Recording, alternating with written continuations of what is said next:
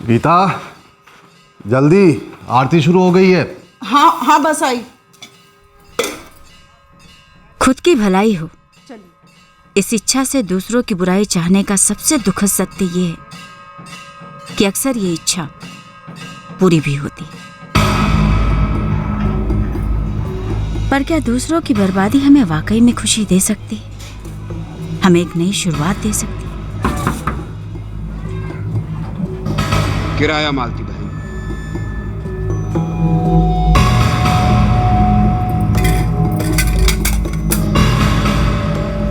उनसे बात करने से भी क्या होगा कमल? बात ना करने से ही हालत हुई है अपनी टीचरों वाली। अब जो है सो है कमल, कर आके क्या कर सकते हैं? हमारी किस्मत मजबूरी है, मजबूरी बिना बात की मजबूरी साली।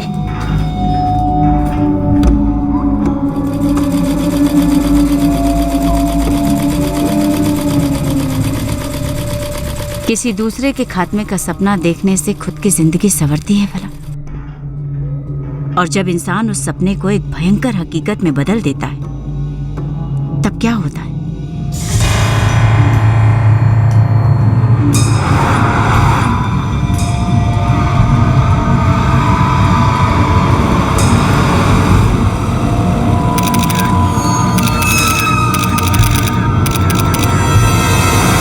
सर एक खबर आई है, बुरी खबर। बोलो जगन। सर उम्मीद की जा रही थी कि अजीत वर्मा के बारे में कोई खबर होगी, लेकिन टिप मिली है कि नक्सली हमला होने वाला है।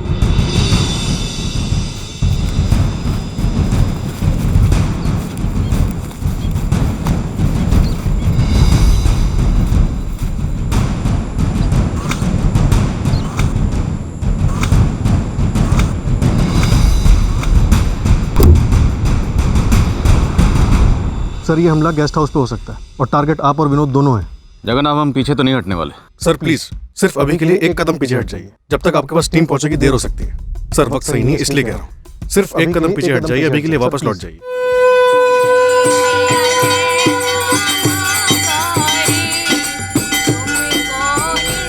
कोई अपने स्वार्थ को एक जायज इच्छा समझ बैठा था, किसी और की बर्बादी चाहने में अपना फायदा देख चुका था। और जो बर्बादी चाही थी वो अचानक से आई जरूर, वह भी एक ऐसे भयंकर रूप में जो कल्पना के परे थी। इस कहर का असर बुरा सोचने वाले पर क्या होने वाला था ये खुद उसे पता नहीं था। जो नहीं हुआ उसका भी अंदाजा नहीं था, और जो होने वाला था वह भी अंधेरे में था।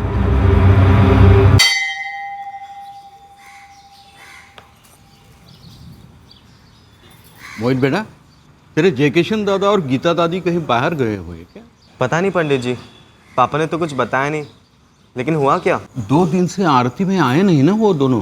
मैं और पापा तो कुछ काम में बिजी थे इसलिए नहीं आ पाए, लेकिन दादाजी और दादी जी को तो आना चाहिए था। सालों हो गए, एक दिन भी चूके नहीं थे। मैं एक काम करता हूँ, उनके घर पे जाकर पता करके आता हूँ। रुको मोहित, मैं भी साथ में चलता हूँ। मोहित, जरा अपने पिताजी से पूछो कहीं बाहर वार तो नहीं गए जयकिशन जी गीता जी के साथ।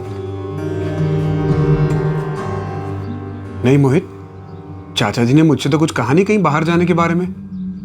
और वैसे भी वो अपने आप कहाँ जाएंगे, इतने सालों से शहर के बाहर तो निकले नहीं कभी। हाँ पापा, पर मैं पंडित जी के साथ दादाजी के घर के बाहर हूँ और दरवाजे पे तो ताला लगा है। जयकिशन जी को आखिरी बार मैंने परसों 15 तारीख को देखा था जब वो टहलने जा रहे थे।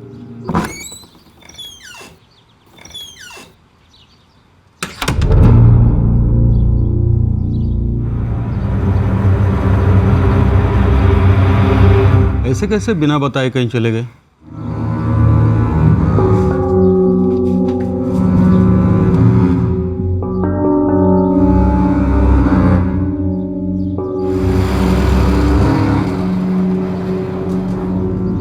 ऐसा कैसे हो सकता है? चाचा जी मुझे बिना बताए कहीं जाते ही नहीं। आनंद जी, घर के अंदर से बदबू आ रही है।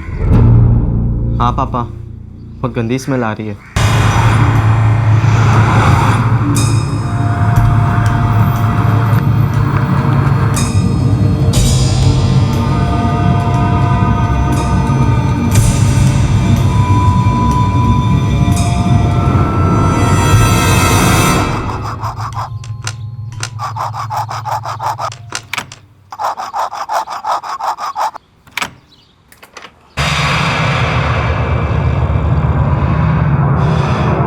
सर घर में ज़बरदस्ती घुसने के कोई निशान नहीं मिले। बाहर जो ताला लगा था वो घर का ही है। हर रोज आरती पर जाने से पहले यही ताला लगा कर जाते थे दोनों। ये ताला कातिल नहीं लगाया होगा। और सर लूट वूट के भी कोई निशान दिख तो नहीं रहे। वैसे सर देखने से कोई अमीर दंपति नहीं लग रहे हैं। बेडरूम में सिर्फ एक अलमारी है, सारे का चेक करिए उसे।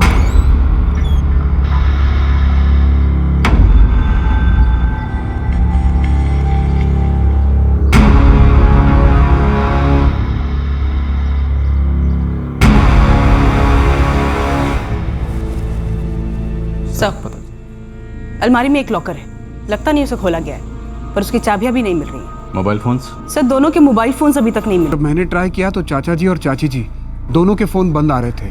कोई बच्चे नहीं इनके? एक बेटी है नुपुर हुड्डा। वो इनके साथ नहीं रहते? वो मजनू खेड़ा में रहती है अपने पति कमल और बच्चों के साथ। आपने इतला दी उन्हें? इतना हड़बड़ा गया था कि भूल ही गया। वैसे लॉकर की चाबी भी मिली नहीं हमें। वो तो हमेशा चाचा जी और चाची जी के पास ही रहती थी, बड़े जतन के साथ संभाल के रखते थे दोनों। नहीं आनंद भैया, ये नहीं हो सकता। आपको जरूर कोई गलतफहमी हुई है। नहीं नुपुर, मेरे सामने चाचा जी और चाची जी की लाशों को हॉस्पिटल ले जाया गया है।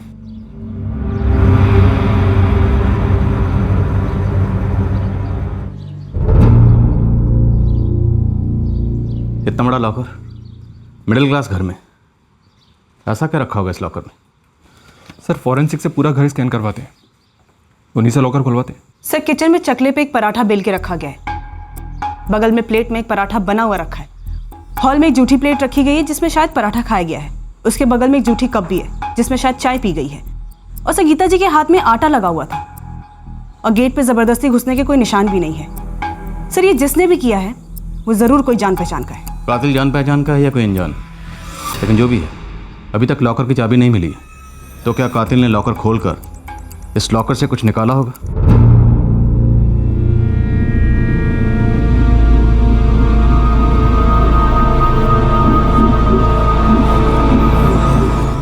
दोनों की मौत गला दबाने से हुई है। मौत 2 दिन पहले हुई होगी, यानी 15 सितंबर को दोपहर के वक्त। डॉक्टर, क्या आपको बॉडीज पर कोई उंगली के निशान मिले? वैसे क्राइम सीन से फॉरेंसिक टीम ने फिंगरप्रिंट्स कलेक्ट किए हैं।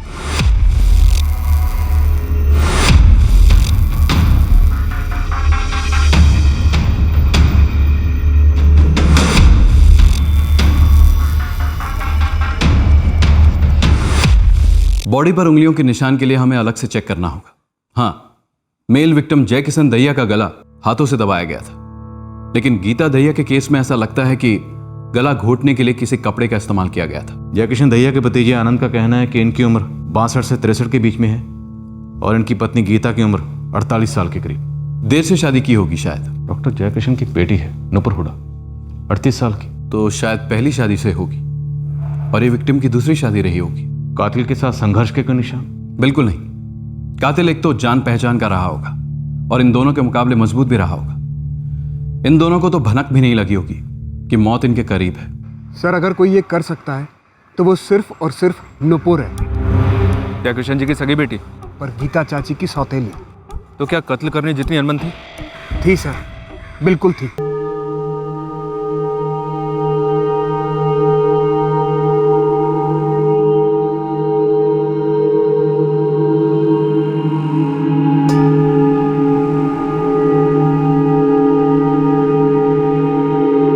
मैंने बाकी पड़ोसियों से भी बात की थी, लेकिन किसी ने भी 15 सितंबर दोपहर को जय किशन जी के घर जाते या वहां से आते हुए किसी को नहीं देखा। पर नंदलाल जी, कोई तो घर के अंदर गया और घर से निकला भी, वो भी ताला लगाकर। किसी का ध्यान नहीं गया होगा। वैसे भी किसी को पहले से थोड़ी मालूम नहीं होगा कि कोई आके इतना बड़ा हत्याकांड करके जाएगा। ये बेटी नुपुर और भतीजा आनंद, इन लोगों का घर पे ज्यादा आना जाना नहीं होता था, उनके ध्यान में क्यों नहीं आई ये बात? आनंद का तो लगभग रोज ही आना जाना होता था, लेकिन अजीब बात यह है कि उन्हीं 2 दिन जिस दिन कांड हुआ था वो नहीं आया। और नुपुर के बारे में तो हमें कुछ ज्यादा पता नहीं। अच्छा, इन्होंने अपने घर में काम करने के लिए किसी को तो रखा होगा, कोई तो आता जाता होगा। मैडम, आप जय किशन जी को नहीं जानती, मतलब अपने घर का सारा काम वो खुद ही करते थे। और उनकी पत्नी गीता, वो तो किसी काम में कम नहीं थी, अपने घर का सारा काम खुद करती थी।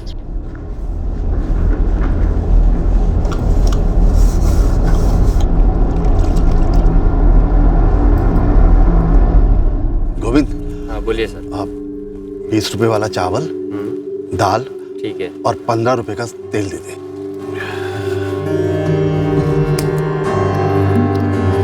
ये लो। तो क्या बताया आनंद, क्यों मरवाया नुपुर ने अपने पिता और सौतेली माँ को? प्रॉपर्टी के लिए सर, अपने पिता की प्रॉपर्टी जो मेरे जयकिशन चाचा नुपुर के नाम कभी नहीं करते। प्रॉपर्टी? उस पुराने घर के लिए नुपुर ने 2 मर्डर करवाए? नहीं सर, वो घर नहीं। आनंद ने बताया कि जयकिशन जी की और भी कई प्रॉपर्टीज हैं। ये आनंद खुद उन सभी जगहों से किराए इकट्ठे करता था और जयकिशन जी को देता था। एक तरीके से जयकिशन जी का खजांची है ये आनंद। ये आनंद जयकिशन जी का भतीजा है ना? जी हाँ सर, बड़े भाई का बेटा जिनकी डेथ हो चुकी है। और ये गीता जी नुपुर की सौतेली माँ थी। सौतेली माँ भी तो माँ ही होती है ना सर। आपके पति आपके साथ नहीं आए? कमल हुड्डा? मेरे पति टेम्पो चलाते हैं, चंडीगढ़ गए डिलीवरी पर। क्या बोल रहे नुपुर, कब हुआ ये? अभी अभी आनंद भैया का फोन आया था। कब हुआ कैसे हुआ उन्हें भी ठीक से नहीं पता। अच्छा तू एक काम कर, जल्दी से जल्दी पहुंच वहाँ पे। हाँ, मेरे पति कल सुबह तक यहाँ पहुँच जाएंगे सर। आप लोगों को पता चला ये सब किसने किया? कुछ चीज़ें पता चली, जैसे कि कातिल जो भी होगा पहचान का ही रहा होगा। शायद बेल बजाकर घर में दाखिल हुआ होगा और उसके लिए दरवाज़ा खोला गया, फिर चाय बनी, पराठे बने जो आपकी सौतेली माँ गीता दहिया ने अपने हाथों से बनाई। कातिल ने चाय पी, पराठे खाए और फिर आपके पिताजी जयकिशन और आपकी सौतेली माँ गीता दोनों का गला दबाकर दोनों को मार डाला और फिर उन दोनों के फ़ोन लेकर बाहर के दरवाजे पर ताला लगाकर चुपचाप वहाँ से चला गया। आपके घर में एक लॉकर है, आपको तो पता ही होगा। उस लॉकर की चाबी हमें नहीं मिली, हम उस लॉकर को खुलवा रहे हैं। पर इतना तो तय है, ये दोनों कत्ल सिर्फ 2 मोबाइल फ़ोन के लिए नहीं हुए। कातिल जो भी था आपके माँ बाप की पहचान का रहा होगा। पहचान का? पर कौन? नुपुर जी, हमने सुना है कि आपके पिताजी की काफ़ी प्रॉपर्टीज़ हैं। हाँ तो कितनी होंगी? मुझे नहीं पता सर, आप आनंद भैया से पूछ लीजिए। पापा का सारा कामकाज वही संभालते हैं। उनसे भी पूछ लेंगे, लेकिन आपको क्या लगता है आपके पापा की प्रॉपर्टीज के लिए आपके पिता जयकिशन और आपकी सौतेली माँ गीता को कौन मार सकता है? ये बार बार आप सौतेली माँ क्यों कह रहे हैं? कहीं आपका इशारा मेरी तरफ तो नहीं कि मैंने उनका कत्ल करवाया? नुपुर जी, हमने ऐसे कई केसेस देखे हैं जहाँ छोटी छोटी रकम के लिए लोगों ने अपने सगे माँ बाप का कत्ल किया। पर मैं उन लोगों में से नहीं हूँ। मेरे लिए कोई भी प्रॉपर्टी माँ बाप से कीमती नहीं हो सकती।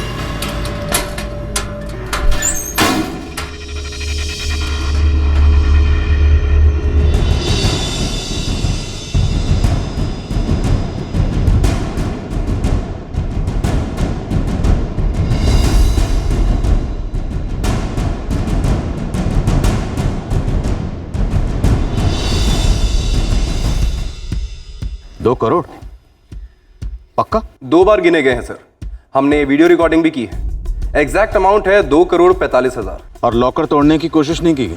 जी नहीं सर, कोई निशान नहीं मिले हैं। अगर लॉकर खोला गया होगा तो पक्का चाबी का इस्तेमाल किया गया होगा। अगर लॉकर खोला गया तो लॉकर में इतनी ज्यादा रकम थी, कातिल अपने साथ क्यों नहीं लेकर गए?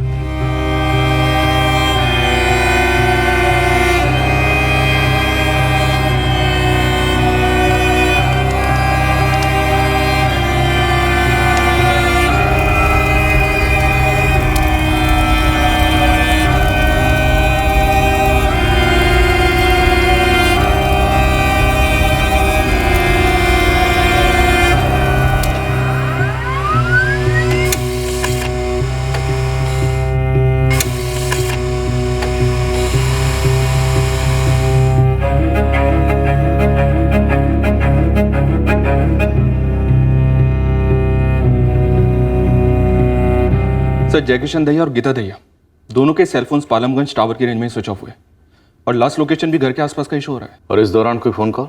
सर, कॉल रिकॉर्ड से 15 सितंबर की दोपहर को किसी के भी आने का कोई क्लू तो नहीं मिल रहा है। जान पहचान के लोगों को घर आने से पहले फोन करने की जरूरत नहीं होती, खासकर करीबी लोगों को। वैसे सर, कत्ल के वक्त नुपुर हुड्डा और कमल हुड्डा इन दोनों का phone location Majnu Khera cellphone tower के रेंज में था, जहाँ पे उन दोनों का घर है।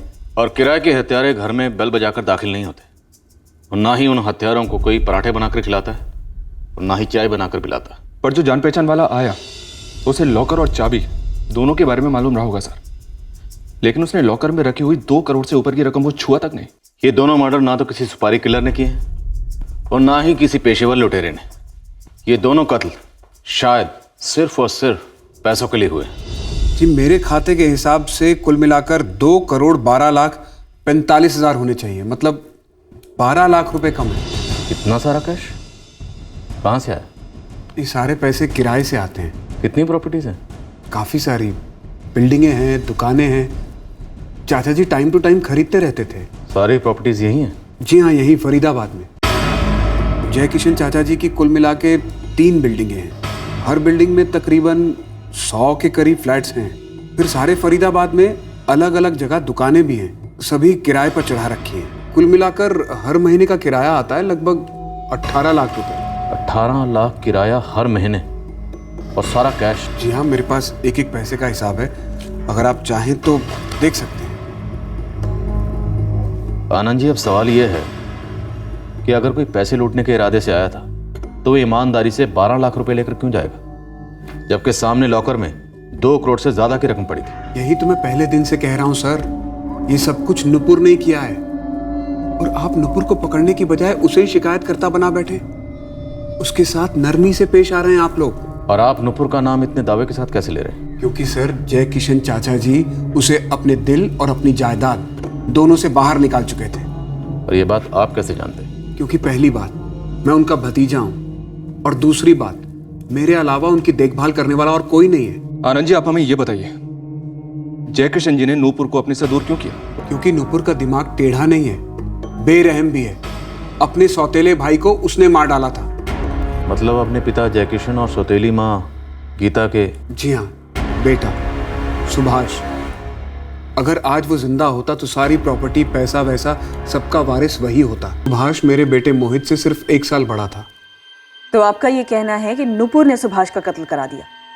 फिर तो पुलिस में शिकायत दर्ज कराई गई होगी। आज तक कौन सी पुलिस जादू टोना साबित कर पाई है मैडम, लेकिन होता तो है ना। नुपुर ने ही सुभाष को नशीली दवाओं का आदी बनाया। नुपुर ने ही सुभाष को मौत की तरफ धकेला, लेकिन दिखा ऐसा कि नशीली दवाओं की लत की वजह से जान चली गई सुभाष की। मतलब आपके पास इस बात का कोई सबूत नहीं है कि सुभाष का कत्ल हुआ? ये सिर्फ आपकी सोच है कि नूपुर ने उसे मार दिया? यही सच है सर। सुभाष को हटाने के बाद भी जब नुपुर को लगा कि उसका सगा बाप उसे एक दमड़ी नहीं देगा, तब उसने अपने बाप और सौतेली माँ दोनों का सफाया करवा दिया। दरअसल साहब, ये गीता नुपुर से बहुत डरती थी। जादू टोने वाली बात तो आपने सुनी ही होगी। अरे ये सब कई सुनी बातें, पर साहब ये मानना मुश्किल लगता था कि नुपुर ने अपने भाई सुभाष को मार डाला। अंतिम संस्कार के वक्त हमारे आदमी नजर रखे हुए थे, लेकिन गीता जी की फैमिली में से कोई भी शरीक होता हुआ नहीं दिखा। कहाँ से थे वो? पता नहीं, लेकिन हमने कभी उनके रिश्तेदारों को ना कभी देखा, ना कभी उनके बारे में सुना।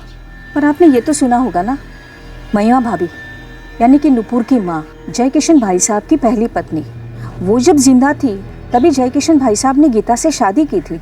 अरे वो पुरानी बात है, 19-20 साल पहले की बात है।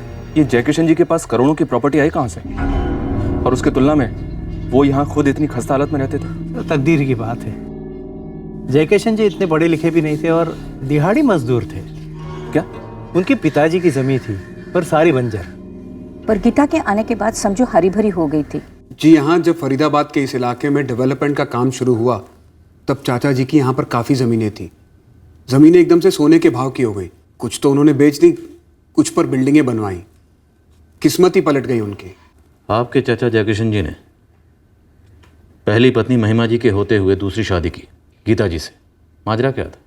और दूसरी शादी की वजह से परिवार में किसी किस्म की कोई टेंशन नहीं हुई? सर उस वक्त मैं बहुत छोटा था, इतना करीब भी नहीं था चाचा जी के, इसलिए मुझे कुछ ज़्यादा पता नहीं। लेकिन नुपुर के बर्ताव से तो यही जाहिर है कि ज़बरदस्त रंजिश रही होगी, इसीलिए तो उसने पहले सुभाष को मार दिया और अब चाचा चाची को।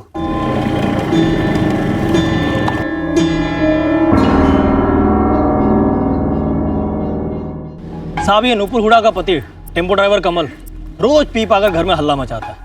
झगड़ा एक ही बात को लेकर कि बाप इतना रईस था और बेटी नुपुर को 1 पैसा नहीं दिया। मारपीट? सर ऐसा तो कुछ पड़ोसी ने नहीं बोला, लेकिन एक बात है कि ये नुपुर भी गुस्से में बहुत भला बुरा सुनाती थी। कभी अपने पति कमल को कोसती तो कभी अपने माँ बाप को कोसती। तो इस कमल का पूरा चिट्ठा निकाल। इस कमल पे मुझे तगड़ा डाउट जा रहा है। दरवाजा किसी जान पहचान वाले के लिए खोला गया, फिर ये कमल तो साला दामाद ठहरा। ऊपर से अक्सर परिवार वाले फोन करके घर नहीं आते। ये भी साला ऐसी धमक गया होगा बिना फोन किए 15 सितंबर की दोपहर को। सुभाष की मौत ज्यादा ड्रग लेने की वजह से हुई थी सर। डॉक्टर के सर्टिफिकेट में भी यही लिखा हुआ है। दरअसल सर हम सब उसे कुछ ज्यादा ही लाड करते थे। आप ये कह सकते हैं कि हद से ज्यादा। इसलिए बिगड़ गया था, पढ़ाई छोड़कर बुरी संगत में पड़ गया था।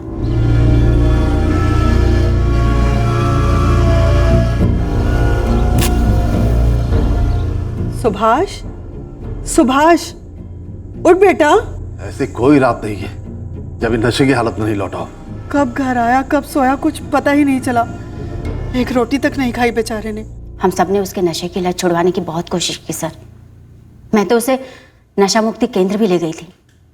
हम भर्ती कराते, वो भाग आता। आपके पापा जयकिशन दहिया ने आपकी माँ महिमा दहिया के जीते जी दूसरी शादी की गीता दहिया जी से। सर मेरी माँ लंबे अरसे से बीमार रहा करती थी और पापा की दूसरी शादी के बाद वो चल बसी। और जयकिशन जी की दूसरी शादी से काफी तकलीफ हुई होगी आपकी माँ को, और आपको भी।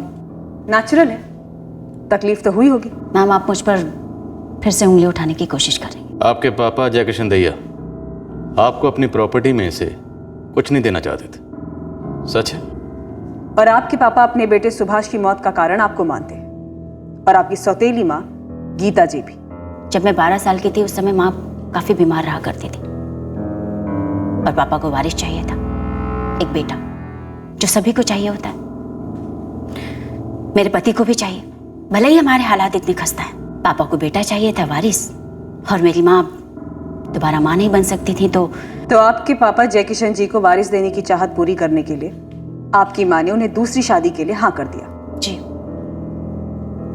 माँ ने खुद पापा से कहा था कि वो दूसरी शादी कर ले। और लड़की भी आपकी माँ ही ढूंढ के लाई थी? मेरे पापा के बड़े भाई सुरेंद्र दहिया, यानी कि आनंद भैया के पापा, वो लेकर आए थे गीता जी को, मेरी सौतेली माँ।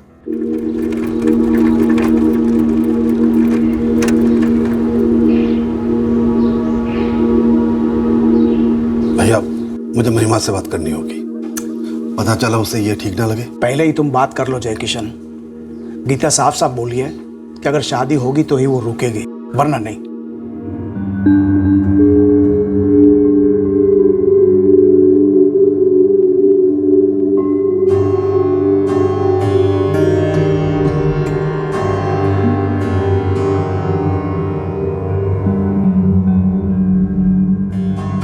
ठीक है, मैं महिमा से अभी बात कर लेता हूँ। महिमा को इस बात में कोई एतराज नहीं होना चाहिए।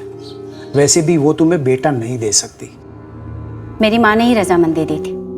मैं भी अपने पापा की शादी में मौजूद थी, अपनी माँ के साथ। यहाँ पास के मंदिर में ही शादी हुई थी सर। लोगों ने आपको बहुत कुछ कहा होगा सर कि शादी के बाद ऐसा हुआ वैसा हुआ, पर सच तो ये है कि मैंने और मेरी माँ ने दोनों ने गीता जी को अपनाया था।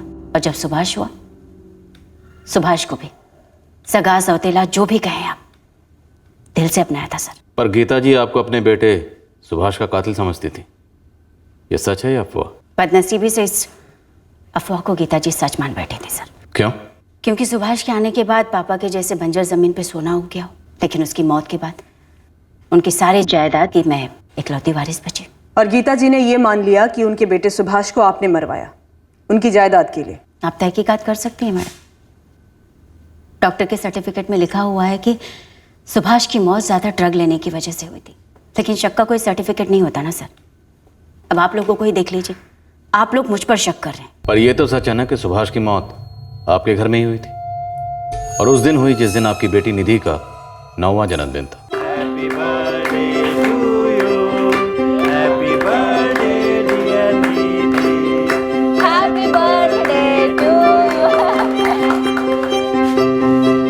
भाभी लो, सुभाष कहाँ गया? सुभाष भैया अभी यहीं पर ही तो थे। वही तो, सुभाष। अरे फिर से वही तलब तो नहीं लग गई? कमल यार कुछ भी बोलते हो तुम। सुभाष, ए सुभाष, सुभाष, सुभाष, सुभाष, सुभाष बेटा, सुभाष, ए सुभाष, सुभाष बेटा, ए सुभाष, सुभाष बेटा सुबह सुभाष ड्रग का आदी हो चुका था सर। उस दिन भी वो सबसे छुपकर नशा करने गया था। उसकी मौत का मुझे आज भी बहुत दुख है सर। जब मेरी कमल से शादी हुई थी तो सुभाष केवल 6 साल का था। मैंने उसे बच्चे जैसा प्यार किया। और आपकी माँ, असली माँ? वो भी सुभाष को बहुत लाड करती थी मैडम। और तब तो मेरे पापा इतने अमीर भी नहीं थे। आपको क्या लगता है मैडम, तब से मैं जादू टोना कर रही थी सुभाष पर, या तब से उसे नशे की आदत डाल रही थी? पर आपके पापा भी तो यही मानते थे कि सुभाष को आपने मरवाया। उनको मेरे खिलाफ भड़काया गया था सर। हाँ, मेरी अक्सर पापा से कहा सुनी हो जाती थी। क्योंकि उन्होंने अपनी दौलत, अपनी जायदाद से आपको कुछ नहीं दिया। सिर्फ इसलिए नहीं सर, बल्कि इसलिए कि उस दौलत का इस्तेमाल उन्होंने खुद के लिए भी नहीं किया। इतना सब कुछ होने के बावजूद फटीचरों जैसे हालत में रहते थे और हम सबको रखा था। देख नुपुर, जो भी है मेरा है। मैं किसे क्या दूं क्या ना दूं, इसमें मैं किसी का दखल बर्दाश्त नहीं करूंगा। ठीक है पापा, कम से कम खुद को तो दे दीजिए वो सुख सुविधा जो हर करोड़पति इंसान खुद को देता, अपने घर वालों को देता है। इसलिए तूने मेरे बेटे को मार डाला इन पैसों के लालच में? मैंने कुछ नहीं किया माँ। चुप कर, खबरदार जो मुझे माँ कहो तो। मैं पहले भी कई बार बोल चुका हूं, तुम दोनों को एक दमड़ी नहीं मिलेगी। तुम दोनों मेरी दौलत पर बुरी नजर अब मत डालो। आपकी दौलत पर पहले से बुरी नजर लगी है पापा, तभी तो वहां तिजोरी में पड़ी पड़ी सड़ रही है और मैं वहां उस नरक में सड़ रही। आपके मन में एक बार भी ख्याल नहीं आता कि आप अपनी इतनी सारी दौलत से अपनी इकलौती बेटी, उसकी बच्ची, अपनी नवासी का भविष्य सुधार सकते हैं? लालच से किसी का भविष्य नहीं बनता है, कभी नहीं। और तू लालची नहीं, खूनी भी है। जाकर बोल दे उस कमल को कि तुझे यहाँ ना भेजा करे, मेरा भेजा खाने। कुछ नहीं मिलेगा तुम दोनों को। सर, मेरी सौतेली माँ और मेरे पापा मुझे सुभाष की मौत का जिम्मेदार मानते थे। ये भी सच है कि वो मुझे अपनी जायदाद से कुछ भी नहीं देना चाहते थे। लेकिन अब तो सब कुछ मुझे ही मिलेगा ना सर। पर फिर भी मैं यही कहूंगी कि मैंने उन्हें नहीं मरवाया, ना ही सुभाष को। बचपन में मैंने बहुत गरीबी देखी सर, और आज तो उससे भी ज्यादा गरीब हूँ। शायद मेरी यही गरीबी आप लोगों के मन में मेरे लिए शक पैदा कर रही है। लॉकर से 12 लाख रुपए गायब हुए। पर आप तो कह रहे थे कि करोड़ों थे लॉकर में। तो शायद 12 लाख सिर्फ हमें गुमराह करने के लिए चुराए गए हों। और मैं अच्छे से जानती हूँ कि आप लोगों को गुमराह कौन कर रहा है और क्यों कर रहा है। कौन? बोले नुपुर जी। सर, मेरी सौतेली माँ को मेरे ताऊ यानी कि आनंद भैया के पापा लेकर आए थे दंतेवाड़ा के गरीब इलाके गोंजलगढ़ से। हमें उनके अतीत के बारे में रत्ती भर भी जानकारी नहीं, लेकिन ताऊ जी को और फिर आनंद भैया को पापा के एक एक प्रॉपर्टी की खबर थी। अब आप सोचिए कि जो इल्जाम मुझ पे लगाया जा रहा है कि मैंने सुभाष का कत्ल करवाया या मैंने उसे नशे की आदत डाली, वो इल्जाम आनंद भैया पर भी तो लगाया जा सकता है ना। उनका तो रोज का आना जाना था हमारे घर में। तिजोरी की चाबी भी उनके पास होती थी। पापा ने कहा कितने पैसे रखे सब कुछ मालूम था उन्हें। लेकिन नहीं, आप लोग केवल मुझ पर और मेरे पति पर शक कर रहे हैं। मेरे पापा शायद दिल ही दिल में जानते थे कि मैंने कभी कोई गलत काम नहीं किया। शायद इसीलिए उन्होंने मुझसे कभी इतनी नफरत नहीं की कि अपनी सारी जायदाद आनंद भैया या उनके बेटे मोहित के नाम कर दे। लेकिन आनंद भैया उनकी पूरी जिंदगी इसी कोशिश में निकल गई कि मेरी भरपूर बदनामी हो और वो समाज के सामने संत नजर आए। सर, अगर किसी ने पहले से प्लानिंग की है ना तो वह है आनंद भैया, और उससे पहले ताऊ जी, गीता जी को हमारे घर में लाकर मेरी सौतेली माँ।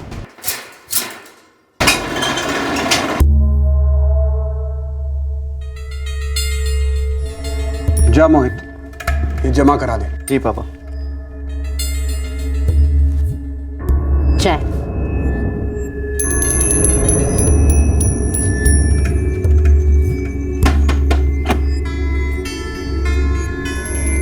बोला ना नहीं, तिजोरी में पुलिस वालों को कोई वसीयत नहीं मिली। तुझे क्या लगता है तेरे बाप ने कोई वसीयत बनाई नहीं? ना बनाई तो हमारे लिए सबसे अच्छा ना।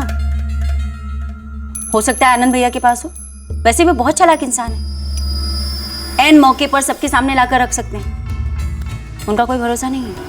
जहाँ तक नूपुर हुडा की बात है साहब, अभी तक एक भी बंदा ऐसा नहीं मिला जिसके सामने नूपुर ने कभी अपनी जुबान पे जादू टोने की बात लाई हो। नूपुर का पति कमल, उसकी क्या रिपोर्ट है? दारू तो मजबूत पीता है साहब, और दोनों पति पत्नी कुत्ते बिल्ली जैसा झगड़ा करते हैं कि ससुर करोड़पति था और दामाद रोडपति टेम्पो ड्राइवर। और ये जय किशन का भतीजा आनंद, उसका बेटा मोहित? साहब अभी तक कुछ खुलकर तो सामने नहीं आया। लेकिन एक बात तो कोई अंधा भी बोलेगा, ये दोनों परिवार आनंद दहिया का और नुपुर हुडा का एक ही बात की आस लगाए बैठे थे कि कब ये जय किशन मर जाए और कब इसके सोने के खान पर ये कब्जा कर सके।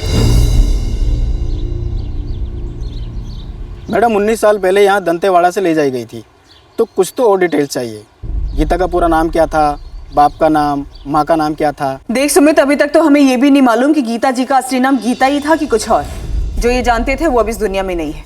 मैं एक काम करती हूँ, तुझे गीता जी की अभी की फोटो भेजती हूँ। अभी की फोटो ठीक रहेगी मैडम। लगता है नुपुर ने आप लोगों पर भी जादू टोने की छड़ी घुमा दी, मुझ पर झूठा इल्जाम लगा दिया। हमें पता चला है कि तुम जय किशन जी की प्रॉपर्टी पर बराबर नजर रखे हुए थे। सर, नजर रखने और बुरी नजर रखने में जमीन आसमान का फर्क होता है। नजर तो मैंने ही रखी थी। इतने सालों से ईमानदारी से, वफादारी से चाचा जी के सारे काम करता था मैं। तो जाहिर सी बात है कि उनके जाने के बाद वो सब कुछ मेरे नाम छोड़ जाते। सारे की सारी प्रॉपर्टी?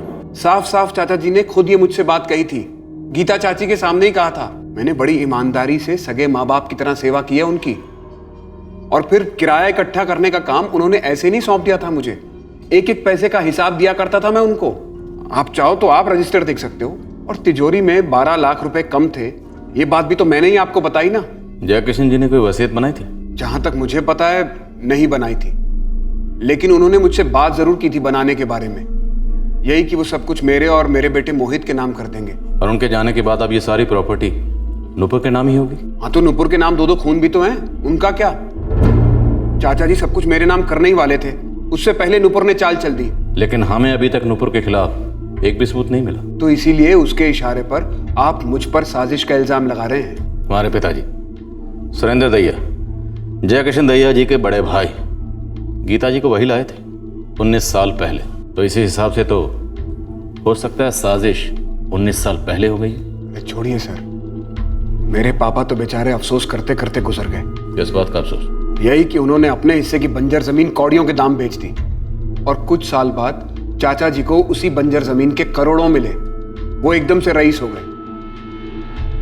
मेरे पापा ने भी कुछ सालों तक इंतजार किया होता तो जरा सोचिए आज मैं कहाँ होता। वैसे तुम्हारे पिताजी सुरेंद्र कहाँ से लाए थे गीता जी को? रायपुर काफी आना जाना रहता था उनका, वहीं से लेकर आए थे गीता चाची को। लेकिन सर, आप लोग बेकार में अंधी गली में दौड़ लगा रहे हैं। कातिल आप लोगों के सामने है, नुपुर, और वो मेरा नाम देकर आप लोगों को गुमराह कर रही है। सब फिंगरप्रिंट्स मिले तो हैं सभी जगह से, तिजोरी से भी। अब हम उन्हें छांटना शुरू करेंगे। रजत, क्राइम सीन की स्टडी से ऐसा लग तो नहीं रहा कि कातिल एक से ज्यादा थे? सर, एक बार उंगलियों के निशान मैच किए जाएं तभी हम पक्के से कुछ कह सकेंगे। इस कत्ल का मकसद और सस्पेक्ट दोनों हमारे सामने हैं। हमें इतना भी पता है कि कातिल जो भी है वो इस जोड़े का करीबी है। उन दोनों के गले इतने जोर से दबाए गए, इसलिए पूरे चांसेस हैं कि कातिल मेल है। डॉक्टर अश्विन ने हमें लाशों के ऊपर के फिंगरप्रिंट्स भेजे हैं। अब हम उन्हें हमारे कलेक्ट किए फिंगरप्रिंट्स के साथ मैच करके देखेंगे। फिलहाल हमारे सामने 3 मेल सस्पेक्ट हैं। आनंद दहिया का बेटा मोहित दहिया और जय किशन की बेटी नुपुर का हस्बैंड कमल हुडा। लेकिन फिलहाल हमारे पास इन तीनों के खिलाफ कोई सबूत नहीं। रजत, इस केस में फिंगरप्रिंट्स हमारे लिए एक बहुत अहम सुराग साबित हो सकते हैं। बस थोड़ा सा टाइम दीजिए, मैं आपको सारे सही एनालिसिस दूंगा। जय किशन का फोन स्विच ऑन हुआ है, दूसरा सिम लगा के फोन यूज किया जा रहा है। फोन की लोकेशन यही फरीदाबाद की है।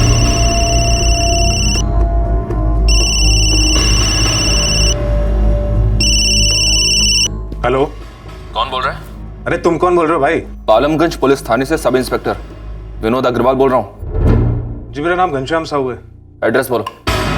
साहब, यही दोनों फोन मिले थे मुझे। इन दोनों फोन्स के बारे में कई सारी बातें करनी है तुझसे, जो कि फोन पर नहीं हो सकती थी, सिर्फ हमारे लॉकअप में हो सकती है। लेकिन साहब, इन फोन के बारे में आपको क्या बात करनी है? ये तो मुझे अचानक से मिले थे। कहाँ मिले? लाशों के बगल में, दोनों का गला घोटने के बाद। क्या साहब? शिवराम, वो तो जय किशन का पड़ोसी है ना, मेरी तो बात भी हुई थी उससे। पर इस एंगल के बारे में नहीं बताया होगा उसने। कौन सा एंगल रमेश? इस एंगल के बारे में ना तो आपसे आनंद दहिया ने बात की होगी और ना ही नुपुर हुडा ने, कि ये जय किशन और गीता दहिया एक लड़का गोद लेने के बारे में सोच रहे थे। साहब, अभी मैं यूं ही नंदलाल और पंडित मिश्रा से बात कर रहा था, तभी मुझे लगा कि लड़का गोद लेने वाली बात मुझे आपको बतानी चाहिए। कहीं बात चली थी? कोई कागज पत्री हुई हो? आपको ये बात कब पता चली? तकरीबन 1 महीना पहले। सब कुछ है, पर छोड़ जाने के लिए वारिस नहीं। हाँ, और जो था वो बेवक्त। लेकिन जय किशन, तेरी तो सगी बेटी है, नवासी है। वो सिर्फ नाम के वास्ते अपने हैं। ये सभी इसी इंतजार में बैठे हैं कि कब मैं ऊपर चला जाऊं या सारा इन सब के नाम कर दूं। उन्हें मेरी और गीता की कहां पड़ी है? गीता भाभी जी, क्या वो भी इस गोद लेने वाले फैसले में शामिल है? ये सुझाव गीता की तरफ से ही आया है। जय किशन ने मुझे कोई नाम तो नहीं बताया था, लेकिन मुझे ऐसा लगा कि कोई फैसला ले लिया गया है। लेकिन किसे गोद लिया या लेने वाले थे, ये उन्होंने मुझे नहीं बताया। ये गोद लेने वाली बात नुपुर और आनंद को मालूम थी? नुपुर का तो मैं बता नहीं सकता साहब, लेकिन आनंद को यह बात 100% पता होनी चाहिए।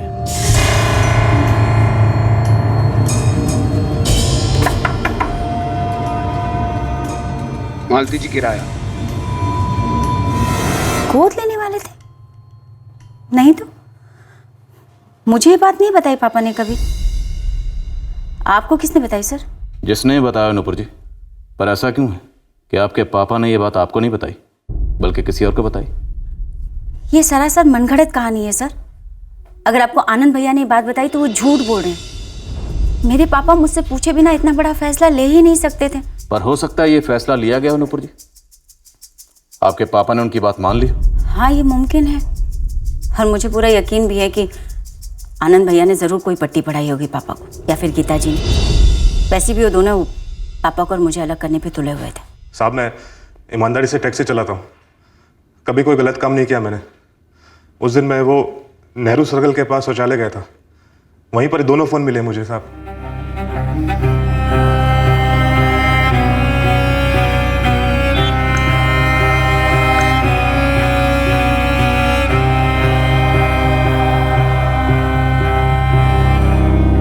पब्लिक टॉयलेट में तुझे एक नहीं दो फोन्स मिले?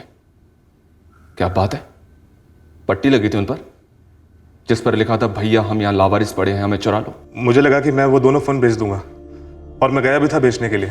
मोबाइल की किस दुकान पर गया था? साहब वो यूनिक मोबाइल सेंटर। तो फिर बेचा क्यों नहीं? साहब वो दुकानदार ने बोला कि इन दोनों फ़ोनों का कोई पैसा नहीं मिलेगा क्योंकि आजकल स्मार्टफोन का ज़माना है और कोई बच्चा भी बतौर खिलौना इस्तेमाल नहीं करेगा। तो मुझे लगा कि मैं इस्तेमाल कर लेता हूँ और जैसे ही सिम डाल के फ़ोन ऑन किया, अब आप लोगों का दामाद बन गया हूँ साहब। दामाद जी, बड़ी दिलचस्प कहानी सुनाई आपने। अब हमें हकीकत सुनाइए क्योंकि इन दोनों फोन्स के मालिकों का कत्ल हो चुका है। हाँ, मेरा कोई हाथ नहीं साहब इसमें। कातिल जो भी हो, इतना तो हम भी जानते हैं कि वो इतना बड़ा बेवकूफ़ तो नहीं होगा कि विक्टिम का फ़ोन अपने साथ लेकर घूमे। शायद ये घनश्याम सच बोल रहा हो सर। और अब ये गोद लेने वाला नया एंगल सामने आने से सिर्फ नुपुर ही हमारी सस्पेक्ट नहीं है, बल्कि हमारा सस्पेक्ट आनंद भी है, क्योंकि नुपुर और आनंद ये दोनों ही वारिस बनना चाहते थे। नक्सल कनेक्शन? ये कहाँ से आया सुमित? मैडम पता नहीं कनेक्शन कैसे आया, पर मैं यहाँ गीता की फ़ोटो लेकर उसकी फैमिली को खोज रहा था। पूरा गांव घूमा, तब एक अजीत वर्मा से टकराया। मार्केट में वर्मा जी का नाम तो सुना ही है आपने, अब पैसा लेके आ जाना। हाँ बोलो। अजीत वर्मा? हाँ क्या है? हमारे गोंजीलगढ़ में ये गीता थी, कोई 20-1 साल पहले हरियाणा फरीदाबाद में जा बसी। वहाँ जाकर गीता दहिया हो गई।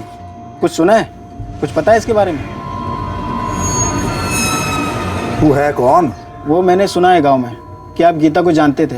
मैं नहीं जानता किसी गीता फीता को। और तू कौन है? मैं वो फरीदाबाद पुलिस की मदद कर रहा हूँ। खबरी? ऐसे ही समझ लो। इस अजीत वर्मा का कोई नक्सल कनेक्शन है? मुझे यहाँ की उड़ती चिड़िया ने टिप दी कि अजीत नक्सलियों के साथ मिलता है। जब से मुझसे बात की, इसने अपनी दुकान बंद कर दी और अपनी बीवी को लेके हवा हो गया। इस अजीत वर्मा का कोई नंबर है? हाँ, पर बंद जा रहा है। फिर भी भेज मुझे। करोड़ों की जायदाद के मालिक, लेकिन जिंदगी जीने का तरीका एकदम फटीचर। और फिर बुढ़ापे में बच्चा गोद लेने की पहल, और अब ये नेक्सलाइट एंगल की पॉसिबिलिटी। ये डबल मर्डर केस असल में है क्या? एक चक्रव्यूह जैसा बन गया सर।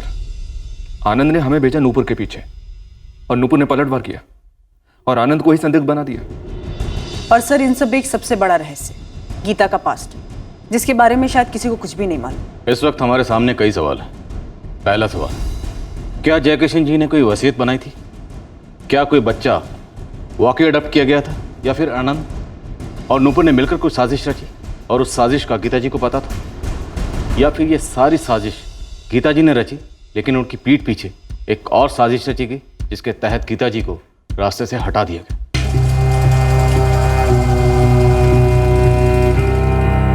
अरे ललित। जी सर। इस राहुल ने नौकरी वोकरी छोड़ दी है क्या? कुछ बताया नहीं सर, ड्यूटी पर भी नहीं आ रहा है, उसने फ़ोन भी बंद रखा है सर।